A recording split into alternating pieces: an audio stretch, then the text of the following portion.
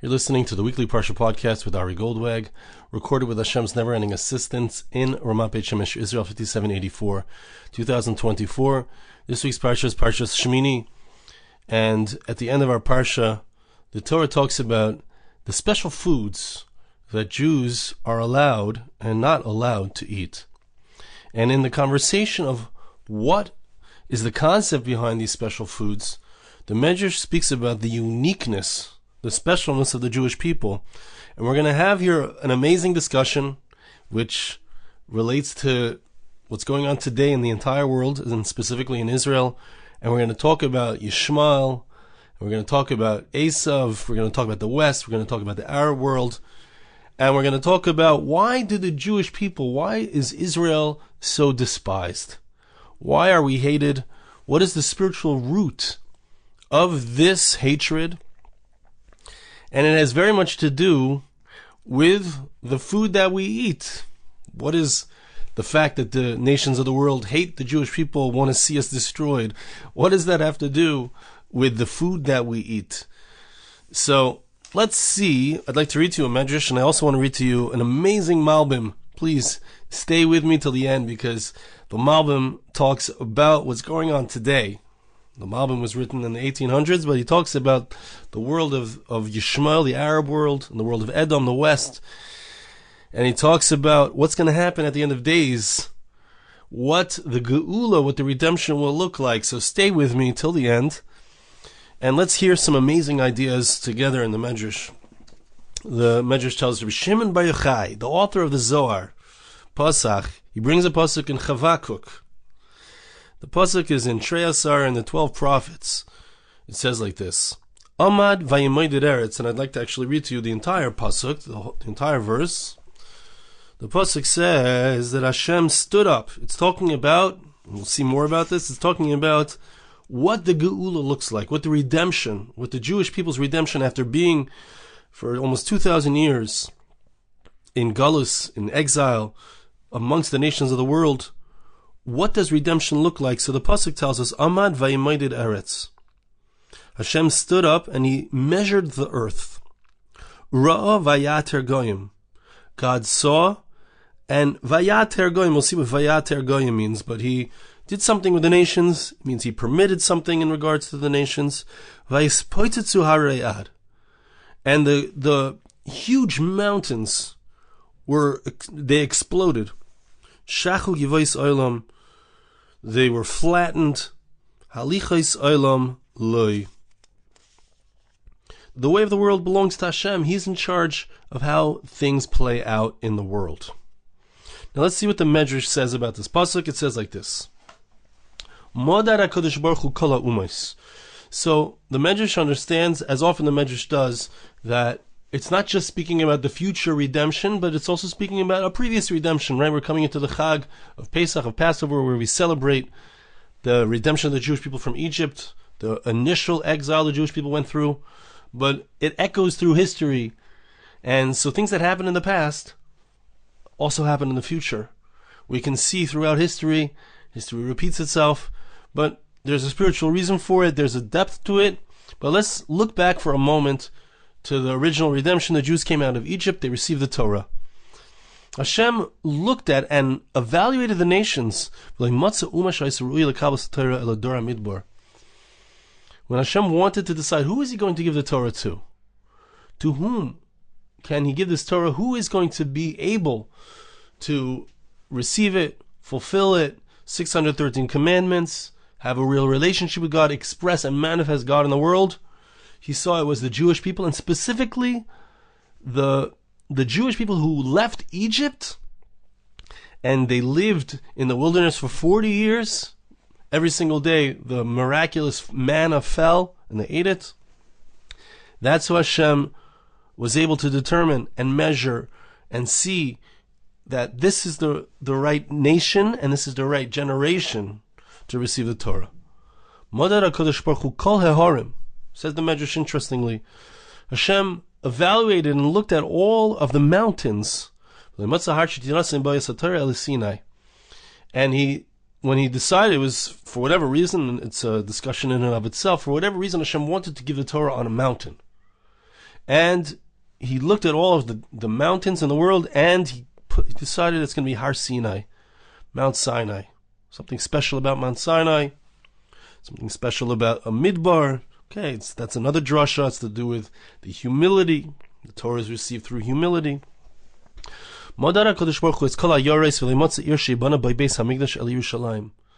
Hashem also evaluated at that time, or perhaps generally speaking, Hashem evaluated all of the cities in the entire world. And he said, where's my Beis HaMikdash? Where's the Holy Temple going to be built? And he decided Jerusalem is the right place.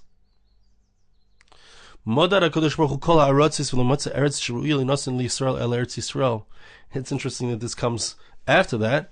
But Hashem measured and looked at and determined of all of the lands, of all of the countries, of all of the prime real estate in the entire world, which land is the one that's going to be given specifically to the Jewish people? Not New York, not California, not Europe. Eretz Yisrael, the land of Israel. That is the land of the Jewish people, and that is where we belong. Hadao dichsiv, Omad vayimoidid Eretz ra'a vayater goyim. That's what the verse means when it says that Hashem. That's what it means when the pasuk says that Hashem stood up and he evaluated the earth. He evaluated, where is it that I want to be manifest? Who are the people that I want to be manifest through? What is the holy mountain upon which I'm going to place my Beis HaMikdash, where I'm going to be the most clearly manifested in the entire world? It's the Jewish people. It's Eretz Yisrael. It's the Har Habayis, Har HaMoriah. It's Jerusalem. Right? So why is everyone fighting about Israel? Why are they all trying to take Israel? Why are they all trying to take Har Habayis? Why are they all trying to... What are they fighting about? So, the Medrash says like this, Hadao dichsiv, Amad vayimoidid Eretz ra'a vayater goyim. So it starts off speaking about the fact that Hashem evaluated and figured out that these are my people, this is my land, this is where it's going to be. But it ends with talking about Ra Vayater Goyim. He saw, and he... Vayater means to be matir, means to make something untied or permitted, to let go of something. Rav Amar Daman Shal Kananim Hiter. Rav says that what does it mean that they became permitted? It means that the Torah tells us that when the Jewish people are to enter the land of Israel, we have an obligation to kill all of the people who live in the land of Israel, all the idol worshippers, the Canaanites, and the 7 Amamim, the 7 nations who lived in Israel. So their blood was permitted. It was permitted to kill, and not only was it permitted, we were obligated to do so. Mamoinan hitir. And not only that, when it came to taking their valuables, their money, their possessions, that was also permitted. Daman hitir says the Medrash, based on a pasuk, that we're allowed to kill them, not just allowed, but we're obligated. Lo techaya kol neshama, because the pasuk says, do not let a single soul live. You're allowed to take their possessions, as the verse says right there. You will take all of the plunder of your enemies. Rav Huna points out not only that, but you can take their emsa'ei lechima. You can take their battle weapons. You can take their very battle weapons and use them. These were weapons that were used by idol worshippers, Rishaim, wicked people, in order to try to kill us. We can take those very weapons and use them against them.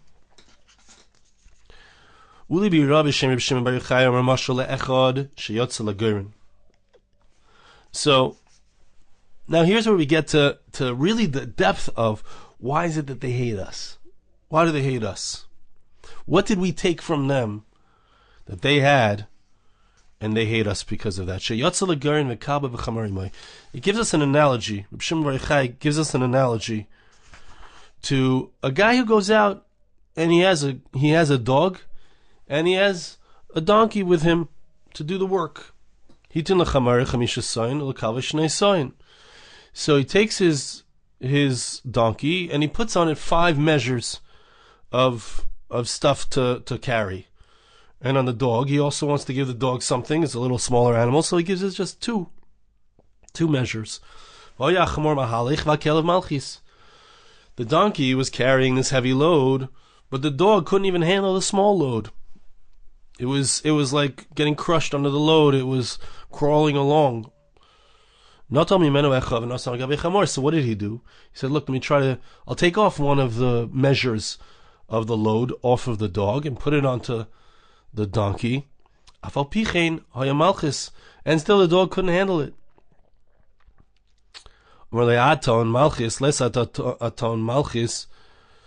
He says, look, if I put on you a bit too much for you, you crawl. And if I put on the right amount for you, you still crawl. You can't handle anything.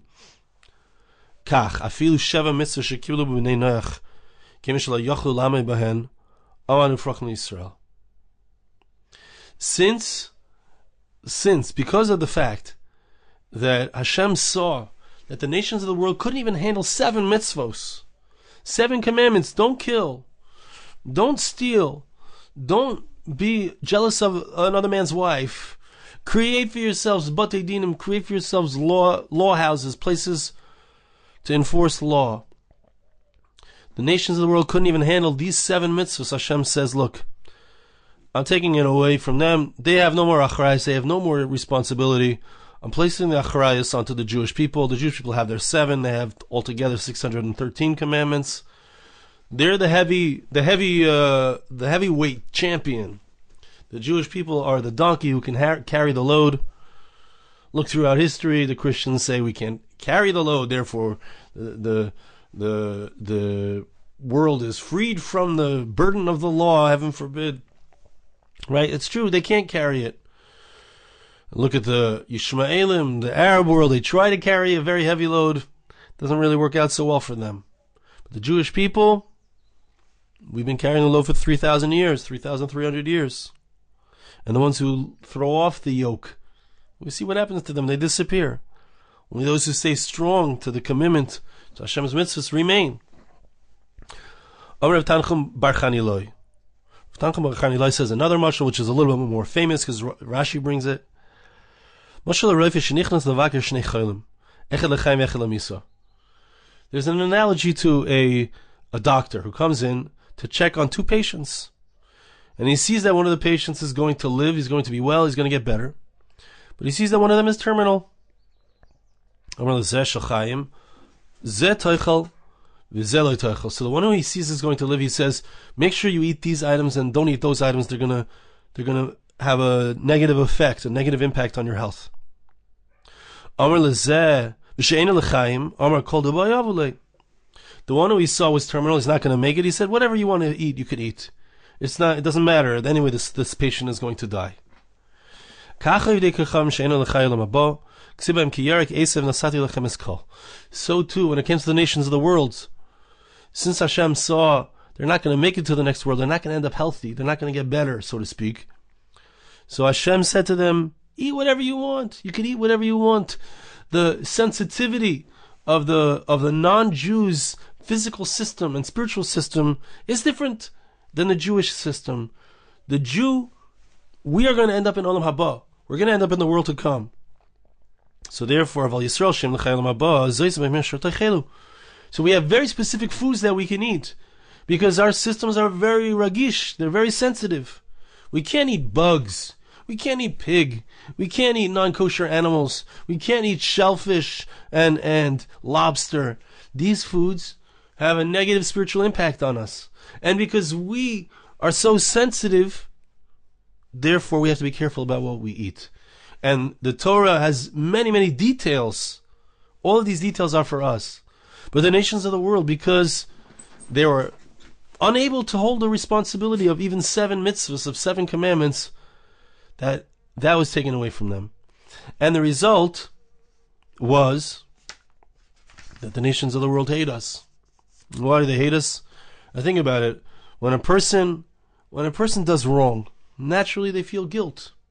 When they realize that they can't control themselves, why is it that, let's say, you see someone who's more, if I see somebody who's more religious than me, who davens a little better Shmon Esrei, who learns a little bit more Gemara, it's a natural feeling to feel jealous, to feel anger, to feel, hey, why is he doing that? What does he think he's better than me?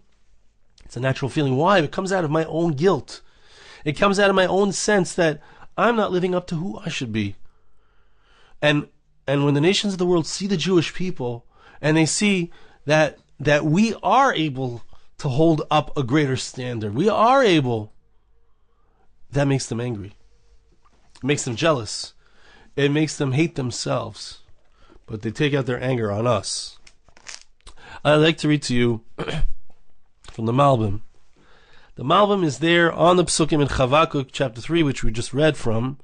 A few Psukim earlier, the Pasuk is talking about how Hashem is going to send us into Gullus. And even though it's going to be hard times and there's going to be anger, Hashem, please remember, remember, even when you're angry, remember your compassion. Even when we've done wrong, even when we're in exile, we're sent away, we're not able to come back to the land of Israel, don't forget about your Rachmanis. Don't let us be completely destroyed. And the Pasuk says something amazing. This is in chapter 3, verse 3. It says, Leka mi Teiman yavoi. God will come from Teiman. Teiman literally means Yemen, but we'll see Teiman doesn't mean Yemen. V'kadosh mehar Paran-Yishmael. And the Holy One, God, will come from the mountain of Paran. Kisa shamayim hoidai utilasem ala haaretz. When it comes time for Geula, when it comes time for redemption, this is right before the Psukim that talk about how Hashem measured the earth, measured the land, measured and saw who can handle, who's going to get to the world to come, who's going to get to the point of Geula. It's going to be the Jewish people. But Hashem comes out and He reveals Himself in these two places, Teiman and Har Paran. What are these two places? Says the Malbim an amazing thing.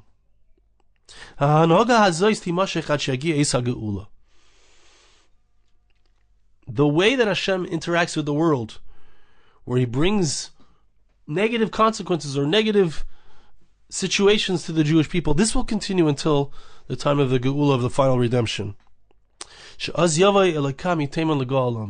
God is going to come from Teiman, which means from Yemen. But we'll see what it actually means. He's going to come from there to redeem us. The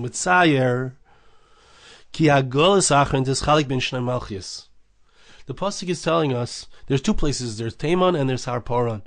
The Jewish people are going to be under two different great malchios, two different great powers in the world when Hashem comes to redeem us. Shem Malchus Edom, Hametziyanes b'Shem Teiman. The first of the malchios, the first of the powers that we're going to be subjugated to is Edom, the west, which is referred to as Teiman, Yemen. Shet Teiman u'be'eretz Edom. We find, says the Malbim, that Teiman is in the land of Edom. So, even though we know today that Teiman, Yemen, the physical place of Teiman, Yemen, is certainly, obviously, under Yishmael. Iran is the one controlling Yemen. But classically, when the Torah refers to Teiman, it's referring to Edom, says the Malbim. U'malchus Yishmael amitziyanes b'shem Har Paran. We find that the power of Yishmael, of the Arab world, is referred to as Har Paran. The Pasuk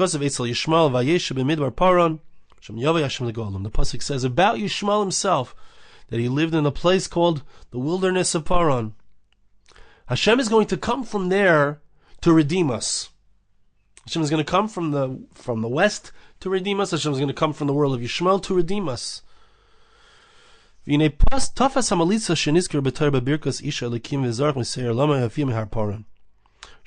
find it also. We also find that in the Torah itself, we find that it refers to these nations, Har Seir and Har Paran, refers to the west, refers to Edom, refers to Yishmael, Har Paran. Understand something. What are they trying to do? What does Yishmael do? What does Edom do? What does the Christian world do? What does the Muslim world do? They try to imitate in a certain way.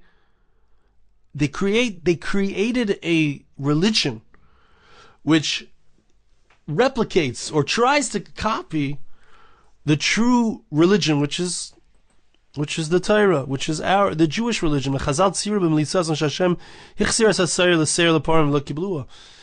Our sages, in giving us this idea, they said that Hashem took the Torah to the Ishmaelim, to the Arabs. He offered it to them. He offered it to Edom. Chazal were teaching us that's this very idea.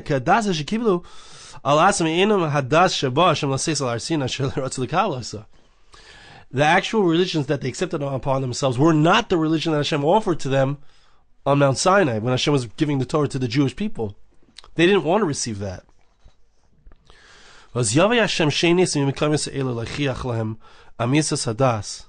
Hashem will come from these places. Hashem will come from the world of Yishmael. Hashem will manifest there and reveal himself there in such a way that it becomes clear that you're not doing my will. You're not doing things correctly.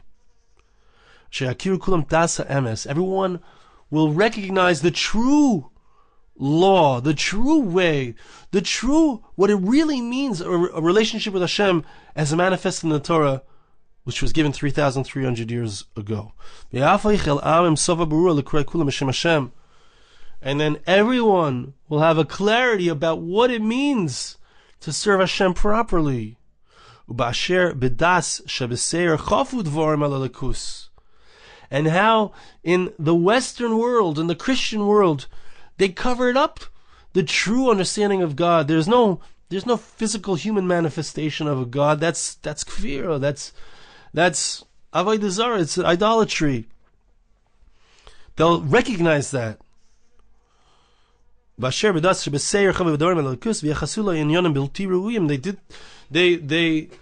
that inappropriate things about God. That's why the pasuk says Hashem will come from Teiman. Hashem is going to come and show the true, what it truly means, what God really means, what this true unity looks like. What the spiritual world really looks like. And also when it comes to the Ishmaeli world, the Arab world, there will no longer be, when we get to Geula, to redemption, there will no longer be this fictional version of God, a God that's an angry God, that controls people, that you have to kill others in His name. So the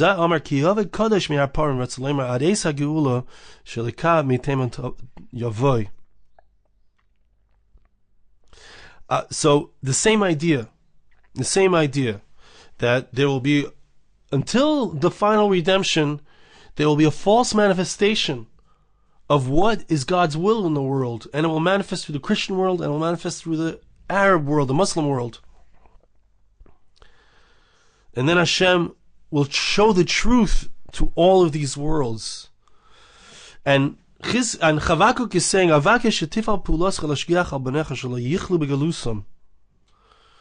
am asking that Hashem, that you make sure to watch over your children in their galus, in their exile, in Beseser, right? Whether it's in a hidden way or whether it's in an open manifestation, Hashem, you need to hold on. You need to help your children hold on. Amazing. Okay. That's the end of this section that I'd like to share with you. But the idea here is as follows. It's very simple and it's very straightforward.